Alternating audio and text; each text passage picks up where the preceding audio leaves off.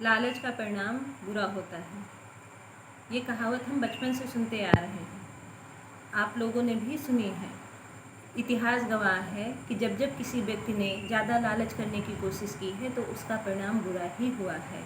इसका सबसे बड़ा उदाहरण हमारे सामने देवरिया हत्याकांड है, जिसमें मात्र 9 बीघा ज़मीन के लिए 20 मिनट में 6 हत्याएं हो जाती हैं। गुड इवनिंग, नमस्कार दोस्तों, मैं प्रतिमा मिश्रा। बात 2 अक्टूबर 2023 की है। सुबह एक छोटा भाई अपने बड़े भाई को जगा के कहता है कि भैया आज मेरा बर्थडे है, आप मुझे गिफ्ट में क्या दे रहे हो। बड़ा भाई कहता है कि मैं पास के गांव में कथा सुनाने जा रहा हूँ, वहाँ से आज मुझे जो कुछ मिलेगा मैं वो ला के तुम्हें दे दूँगा और तुम अपना बर्थडे धूमधाम से मनाना। ये कह के बड़ा भाई घर से निकल जाता है, लेकिन उसको क्या पता था कि जब वो घर वापस आएगा तो उसे अपने घर के 6 सदस्यों की लाश देखने को मिलेगी। हम बात कर रहे हैं, ये घटना है उत्तर प्रदेश के देवरिया ज़िले के फतेहपुर गांव की। वहाँ का निवासी होता है प्रेमचंद यादव, जिसे वो प्रॉपर्टी डीलिंग का काम करता होता है। वो पूर्व में सभासद भी रह चुका होता है। उसे सुबह सुबह सूचना मिलती है कि तुम्हारे खेत पर सागवान का पेड़ गिर गया है, तो वो उसको देखने के लिए अपने खेत पर जाता है और वहाँ सड़क के किनारे अपनी बाइक खड़ी करता है और खेत में देखने चला जाता है। जब वो वहाँ से वापस आता है तो अपनी बाइक ठीक कर रहा होता है, तो जस्ट उसी के सामने एक घर होता है सत्यप्रकाश दुबे का, जिसकी उम्र लगभग 56 या 57 साल की होती है। तो वो उसको मना करता है कि मेरे घर के सामने बाइक मत खड़ी करो। तो इस पर प्रेमचंद यादव कहता है कि ये सड़क तुम्हारे बाप की नहीं है।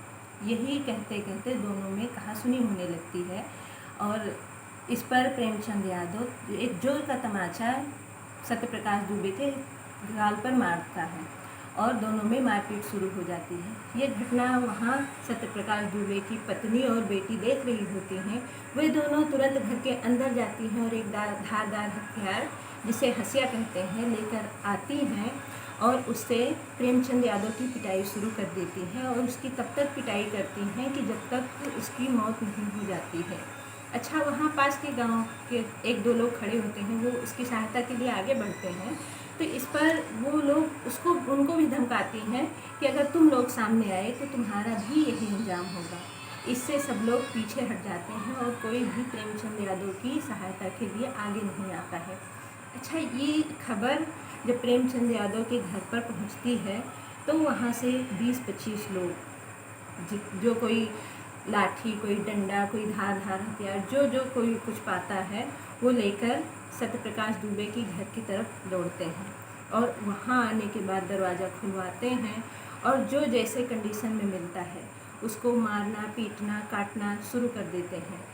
वो लोग बचाओ बचाओ चिल्लाते रहते हैं, लेकिन उनकी मदद के लिए कोई नहीं आता है और ये लोग लगभग 20 मिनट तक उन लोगों की पिटाई करते रहते हैं और लास्ट में गोली भी चलाते हैं ताकि उनके घर में कोई जीवित ना बचे। इस घटना में 6 लोगों की मौत होती है। एक सत्यप्रकाश यादव, उनकी पत्नी किरण, उनकी 2 बेटियां और 2 बेटों की हत्या करके वो लोग वहाँ से निकल जाते हैं, जैसे वो ये दिखाने के लिए आए हों कि तुमने हमारे एक आदमी को मारा और हमने तुम्हारे 6 आदमी को मारा। और इस तरह से करके वो लोग बाहर चले जाते हैं। गांव में, पूरे गांव में दहशत का माहौल होता है, सन्नाटा फैला होता है। किसी की हिम्मत नहीं होती है कि वो सत्यप्रकाश दुबे के घर में चला जाए और उन लोगों की कोई हेल्प कर दे। और ये लोग चले जाते हैं। ये घटना धीरे धीरे करके चारों तरफ आग की तरफ फैल जाती है, पुलिस कंट्रोल रूम तक पहुंच जाती है। ये घटना मुख्यमंत्री योगी आदित्यनाथ तक पहुंचती है, तो मुख्यमंत्री योगी आदित्यनाथ अधिकारियों को सख्त निर्देश देते हैं कि आप लोग घटनास्थल पर पहुँचे और पता करें कि वहाँ क्या हुआ है तथा जो आरोपी हों उनको कड़ी से कड़ी सज़ा दी जाए। वहाँ अधिकारी, DIG, SSP तथा पुलिस फोर्स पूरी पहुंचती है। वहाँ की जांच पड़ताल शुरू होती है, देखा जाता है कि कितने लोगों की मौत होती है। ये पता करने में लगभग 2 घंटे लग जाते हैं। तो उसमें एक छोटा लड़का जिसका नाम गांधी होता है, उसकी सांसें चल रही होती हैं, उसको जो है हॉस्पिटल में एडमिट कराया जाता है। बाकी सब लोग वहाँ की छानबीन चल रही होती है, सत्यप्रकाश दुबे के घर में सिर्फ 2 लोग बचते हैं। एक बेटा देवेश जो कथा सुनाने दूसरे गांव गया होता है, और एक लड़की शोभिता जिसकी शादी हो चुकी होती है। शोभिता से पूछताछ करने के बाद कहानी ये सामने आती है कि सत्यप्रकाश दुबे 3 भाई होते हैं, जिसमें बड़े भाई की मौत हो चुकी होती है, एक सत्यप्रकाश दुबे, और दूसरा उनका छोटा भाई ज्ञान प्रकाश दुबे उर्फ साधु। इन दोनों भाइयों के बीच में 2008 में 18 बीघे ज़मीन का बंटवारा हुआ होता है, जिससे इन दोनों के हिस्से में 9 बीघे ज़मीन आती है।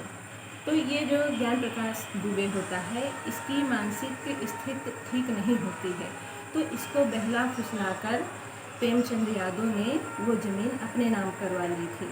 प्रेमचंद यादव ने और कई लोगों की इसी तरह से बहला फुसलाकर ज़मीनें अपने नाम करवा ली थी। तो इसी बात को लेकर 2008 से सत्यप्रकाश दुबे और प्रेमचंद यादव के बीच में विवाद चल रहा होता है। सत्यप्रकाश दुबे ने प्रशासनिक गुहार भी लगाई थी, न्यायिक गुहार भी लगाई थी, लेकिन उनकी कहीं कोई सुनवाई नहीं हुई थी, जिसका परिणाम ये दुखद घटना होती है जो नहीं होनी चाहिए थी। इस घटना की जांच हो रही है, अभी मुख्य दोषी को पकड़ा नहीं गया है। अब देखते हैं इसका अंजाम क्या होता है। क्या और भी जैसे कई इस तरह से नरसंहार हुए हैं, कई हत्याएं और भी हुई हैं, क्या जो है इसमें सही आरोपी को सज़ा मिलती है, या अन्य केसों की तरह गलती किसी और की होती है और सज़ा किसी और आदमी को मिल जाती है, या जो है गलती जो मुजरिम होता है उसको कोर्ट कचहरी के 1-2 चक्कर लगवा के और लास्ट में उसको बाइज्जत बरी कर दिया जाता है। देखते हैं इस घटना का क्या अंजाम होता है। तब तक अपनों तथा अपनों का ख्याल रखना। फिर किसी और दर्दनाक कहानी के साथ आपसे फिर मुलाकात होगी। जय हिंद।